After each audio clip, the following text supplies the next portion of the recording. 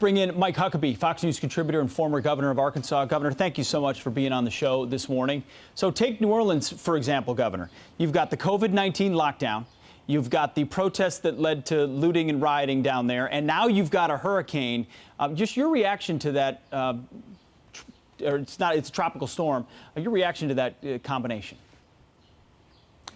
Well, it's good not to be the governor of Louisiana today. I can say that. I mean, what an incredible challenge that the people of Louisiana on the coast face. But the good news is they are prepared for it, and they do know how to deal with things like hurricanes. I thought the person earlier who said with a hurricane you have, several days of warning. So you are able to prepare, unlike tornadoes that just hit you.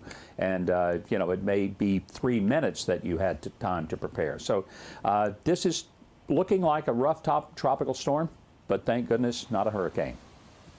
Governor, let me ask you about something hoping that. Oh, go ahead, Jet. Go ahead, Griff.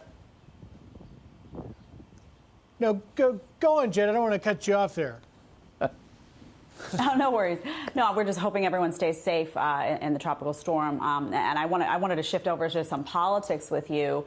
There's a New York Times report. I want to read that quote first for you, and then we can talk a little bit about what it says and whether you believe it and what your advice would be. But here's the quote from the New York Times. Former President George W. Bush won't support the re-election of Mr. Trump, and Jeb Bush isn't sure how he'll vote, say people familiar with their thinking. Senator Mitt Romney of Utah won't back Mr. Trump and is deliberating whether to again write in his wife, Ann, or cast another ballot this November. And Cindy McCain, the widow of Senator John McCain, is almost certain to support Mr. Biden, but is unsure how public to be about it because one of her sons is eyeing a run for office. So let's get your reaction to that first, Governor.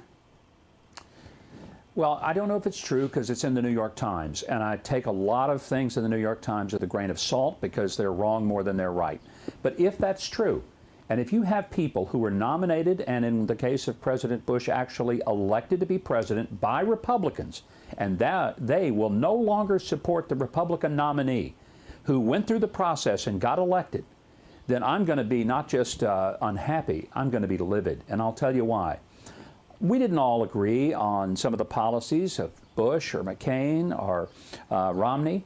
But, when it came down to it, we had a choice. We could choose a far-left liberal or we could choose somebody that was closer to our views.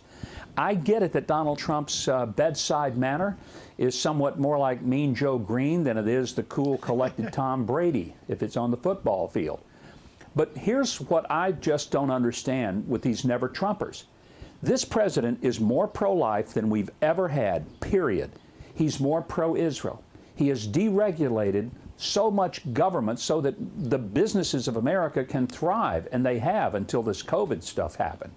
This is a president who has stood up to the globalist, stood up to the unfair trade practices, brought back American jobs, has done more for minorities than any president in my lifetime in actually helping people to have good, decent jobs and a future. This is a president who has reformed criminal justice. There's an incredibly long litany of things he's done. And some of them say, but I don't like his personality. Well, get over it. This is not about electing a personality. This isn't Hollywood. This is the rough, tumble world of politics. And maybe he's not as genteel as some of us would like.